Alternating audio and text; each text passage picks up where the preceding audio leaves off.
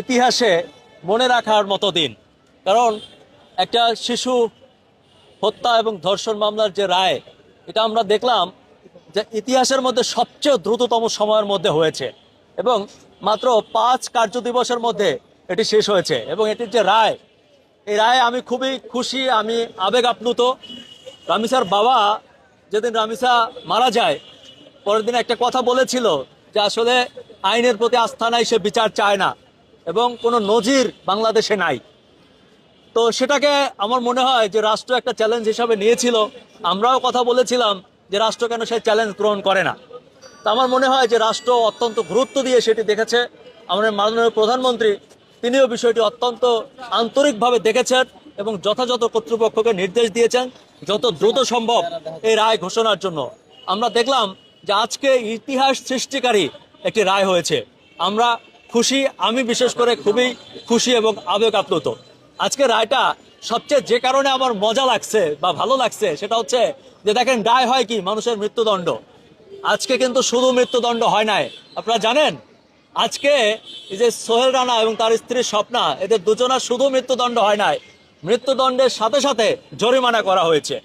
সোহেল রানাকে 5 লক্ষ টাকা জরিমানা দিতে হবে, সোহেল রানা এবং তার পরিবারকে, এবং স্বপ্না যে তাকে তার পরিবারকে 2 লক্ষ টাকা জরিমানা করা হয়েছে এবং তাদেরকেও সেই 2 লক্ষ টাকা জরিমানা প্রদান করতে হবে।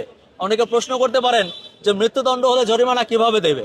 আদালত রায় দিয়েছেন যে এই জরিমানার টাকা মৃত্যুদণ্ডের আগে পরিশোধ করতে হবে। এ ব্যাপারে আমাদের আইনজীবী আছে, তিনি বলবেন। তবে আমি শুধুমাত্র এটুকু বলি যে আমরা খুবই খুশি, সরকারকে ধন্যবাদ জানাই এবং এটা একটা চ্যালেঞ্জ হিসাবে চলে আসছিল সরকারের কাছে। সরকার সেই চ্যালেঞ্জ নিয়ে আমি মনে করি যথাযথভাবে ভালোভাবে সেটা সাকসেস দেখিয়েছে।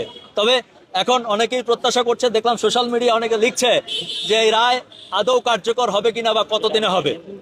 আমি বিশ্বাস করি একটা রায় যেহেতু অত্যন্ত দ্রুততম সময়ের মধ্যে হয়েছে, এর কার্যকরও অত্যন্ত দ্রুত সময়ের মধ্যে হবে।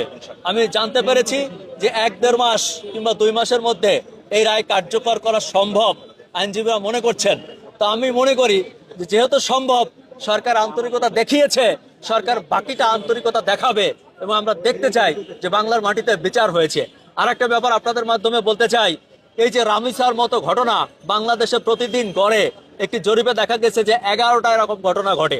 তাহলে যদি 11টা ঘটে, তাহলে কত হাজার ঘটনা সারা বাংলাদেশে ঘটছে, কত লাখ ঘটনা ঘটছে, কিন্তু সবগুলোর তো বিচার হচ্ছে না।